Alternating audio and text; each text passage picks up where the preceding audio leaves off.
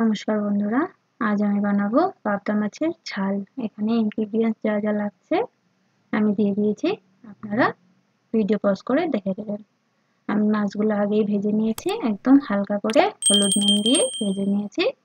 এখন এখানে মিক্সিতে পেস্ট করার জন্য আমি দিয়ে দিচ্ছি একটু পোস্ত, আর এখানে দিয়ে দিলাম অল্প একটু সাদা সর্ষে, আপনারা চাইলে কালো সর্ষেও দিতে পারেন, আমি সাদা সর্ষেই দিলাম।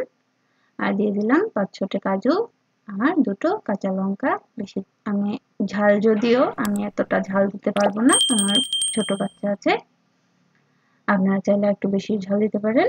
এখানে আমি আর একটু জিরা গুঁড়া দিয়ে দিয়েছি আধা চামচ, আর একটু জল দিয়ে আমি মিক্সিতে পেস্ট করে নেব। এখন আমি পেস্ট করে নিয়েছি, পুরোপুরি পেস্ট হয়ে গেছে, দেখিয়ে দিলাম। আর এখানে কড়াইতে দিয়ে দিয়েছি সাদা তেল, আপনারা চাইলে সর্ষের তেলও বানাতে পারেন। সাদা তেলের মধ্যে আমি এখন দিয়ে দেবো একটু কালো জিরে, একদমই কম, অল্প একটু কালো জিরে দিয়ে দিলাম।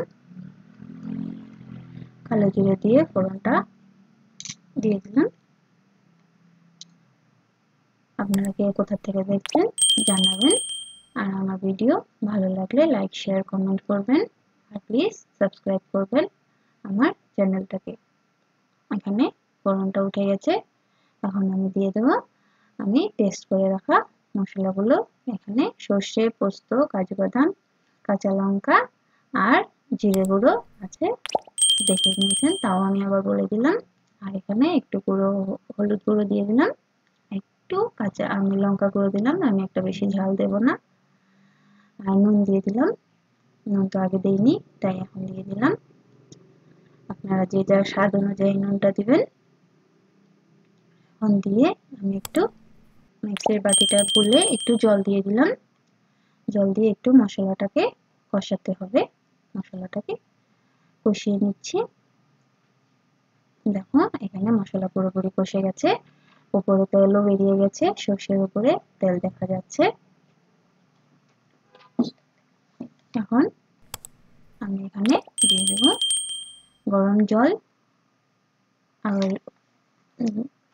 বলছি, আমার ভিডিও ভালো লাগলে প্লিজ লাইক করে কমেন্ট করে দিও, আর সাবস্ক্রাইব করে দিও আমার চ্যানেলটাকে।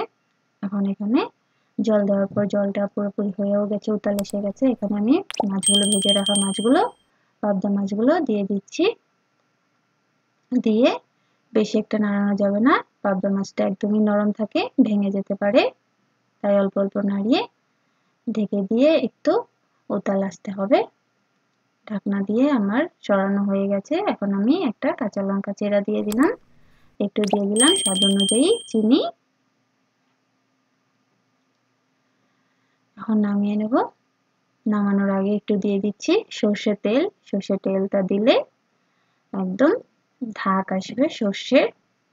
এটা দিয়ে নামিয়ে ঢেকে রাখলেই হয়ে যাবে। আমি গ্যাস অফ করে দিয়েছি, দেখো বন্ধুরা, দেখতেও কি সুন্দর লাগছে। আমি নামিয়ে নিয়েছি, হয়ে গেছে আমার পাবদা মাছের ঝাল। এরকম করে বানিয়ে খেয়ে দেখবেন, অসাধারণ খেতে হবে। টাটা বন্ধুরা।